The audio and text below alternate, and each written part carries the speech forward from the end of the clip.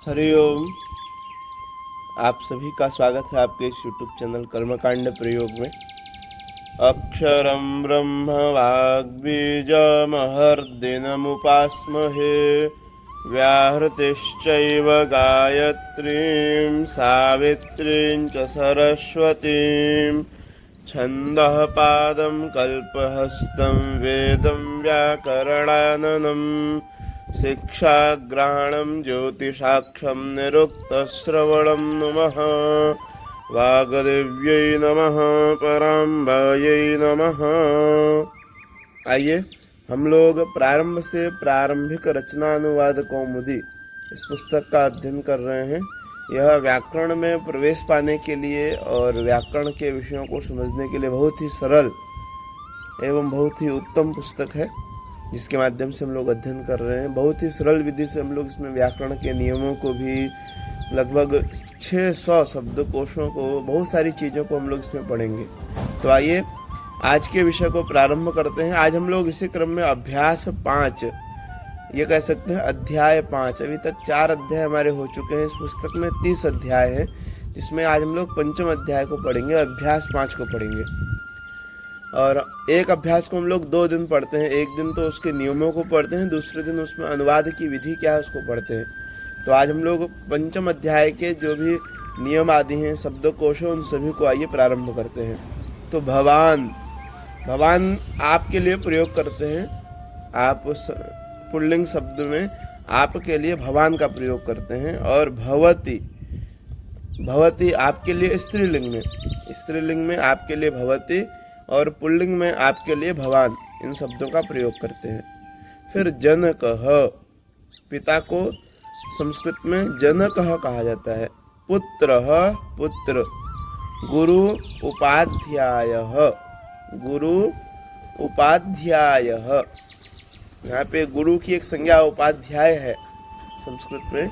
यहाँ पे उपाध्याय एक जो वर्ण जाति होती है वो नहीं, उपाध्याय एक संज्ञा है गुरु की। नरः, मनुष्य, मनुष्य को नरः। सूर्य, सूर्यः। चंद्रमा, चंद्रः। प्राज्ञः, विद्वान। तो विद्वान को संस्कृत में प्राज्ञः, प्राज्ञः कहा गया है, प्राज्ञः। फिर सज्जनः, सज्जन को सज्जनः। दुर्जन को दुर्जनः, दुर्जनः। फिर शिष्य, शिष्यः, शिष्यः। फिर प्रश्न, प्रश्नः, प्रश्न, प्रश्नः।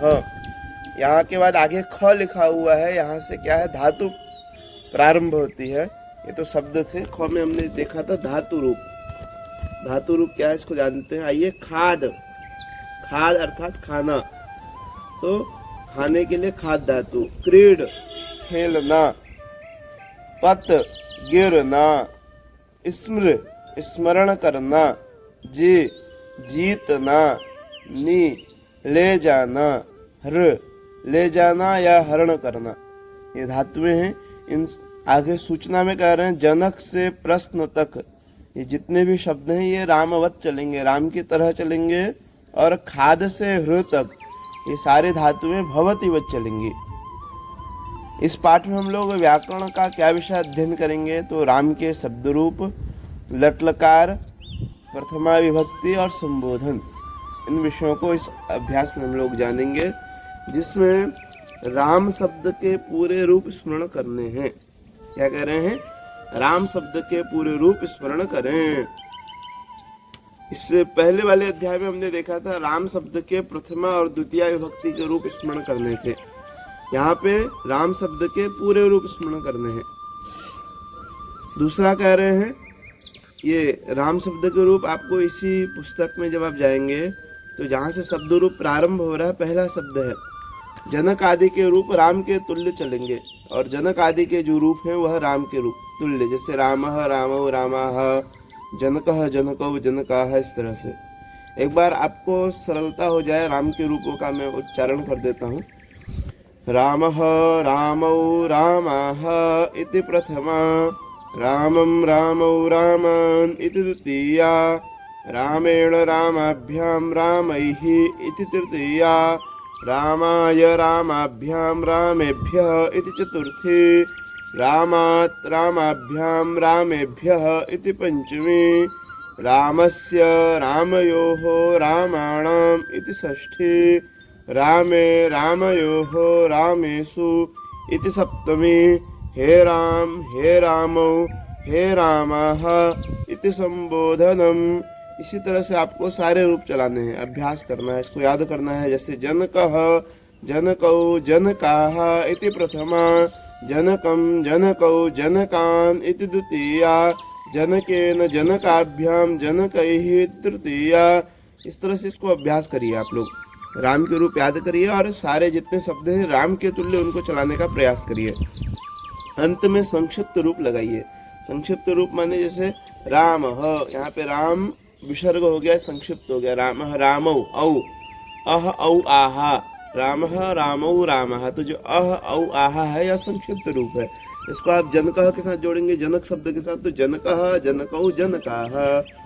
इस तरह से इसको अभ्यास करिए। आगे बढ़ते हैं। फिर भू, यहाँ पे अभी पीछे हमने जो पढ़ा 3 अध्यायों में, वहाँ पे क्या था, एक एक दिन एक एक, प्रथम कक्षा में प्रथम पुरुष, द्वितीय कक्षा में मध्यम पुरुष और तृतीय कक्षा में उत्तम पुरुष को पढ़ा। आज हम लोग तीनों को एक साथ पढ़ेंगे। भू धातु, लट लकार, वर्तमान काल।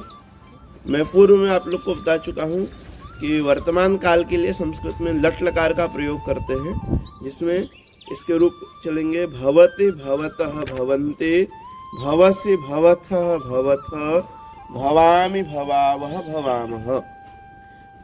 इस तरह से आपको क्या करना है, सूचना आगे बता रहे हैं कि खाद आदि के रूप भवति के तुल्य चलेंगे।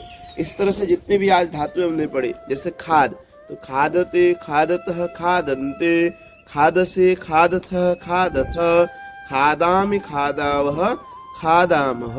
इसी तरह से क्रीड, क्रीडते क्रीडतः क्रीडन्ते, क्रीडसि क्रीडथः क्रीडथ, क्रीडामि क्रीडावः क्रीडामः। जैसे पत, पतति पततः पतन्ते, पतसि पतथः पतथ, पतामि पतावः पतामः।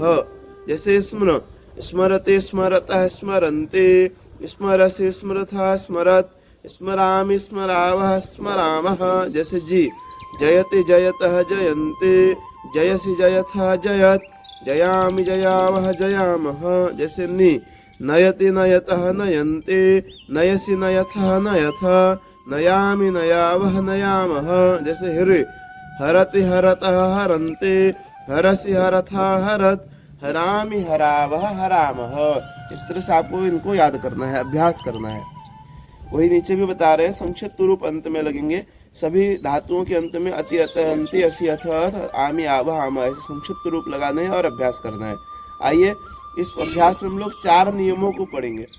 कितने नियम पढ़ेंगे? 4 नियम, 7, 8, 9, 10। इससे पहले के पाठ में हमने पढ़े थे आपके 5 नियम, 6 नियम हम लोग पढ़ चुके हैं अभी तक, और 4 नियम आज पढ़ेंगे। अभी तक हमारे 10 नियम हो जाएंगे। यहाँ पहले नियम के पास देखिए एक चिन्ह लगा हुआ है, स्टार वाला। तो हमने प्रथम कक्षा में जाना था, चिन्ह वाले नियम विशेष आवश्यक है। जिन नियमों के आगे स्टार का चिन्ह लगा होगा वे नियम क्या है? विशेष आवश्यक है। जिन अशुद्धियों का एक बार निर्देश किया है, बार बार उनका निर्देश नहीं किया जाएगा। ठीक है, तो ये इन तो नियम तो वैसे सभी आवश्यक है, लेकिन जो स्टार वाले हैं वो ज़्यादा आवश्यक है। पहला नियम है आज का, पुस्तक में 7वां नियम, आज का पहला नियम, कर्ता। कर्ता अर्थात व्यक्ति नाम, वस्तु नाम आदि में प्रथमा होती है। कर्ता में प्रथमा होती है। जैसे रामः पठति, यहाँ पे कर्ता कौन हो गया? पढ़ने का काम कौन कर रहा है? राम। तो रामः पठति। रामः गच्छति, तो जाने का काम कौन कर रहा है? गमन क्रिया किसके द्वारा हो रही है? राम के द्वारा। तो राम करता, तो राम में क्या हो गया? प्रथमा। तो कर्ता में प्रथमा होती है, ये निश्चित है, इसको आप याद करें। कर्ता में प्रथमा होती है, जो कर्ता होगा उसमें प्रथमा विभक्ति लगेगी। दूसरा नियम, किसी को संबोधन करने, किसी को संबोधन अर्थात किसी को पुकारने या बुलाने में संबोधन विभक्ति का प्रयोग होता है। जैसे हे राम, हे बालक, हे कृष्ण, हे देवदत्त आदि। तीसरा नियम है, इस अभ्यास में हम लोग भवान और भवती इन दो शब्दों को पढ़ें तो भवत, जो भवान है उसमें भवत आप शब्द के लिए प्रयोग करते हैं, आपके लिए पुल्लिंग में भवत का प्रयोग करते हैं।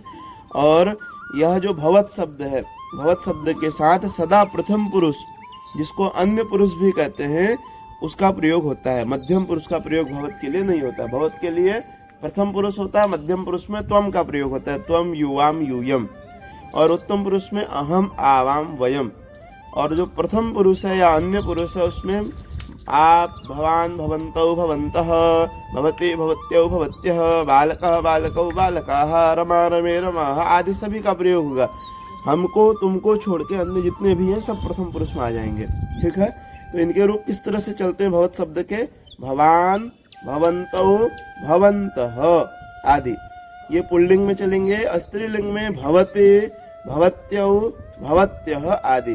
भवान पुल्लिंग में भवान, भवन्तौ, भवन्तः। पूरा याद करना थोड़ा सा कठिन होगा, तो आप अभी खाली भवान, भवन्तौ, भवन्तः का लगभग 10-15 बार अभ्यास करें।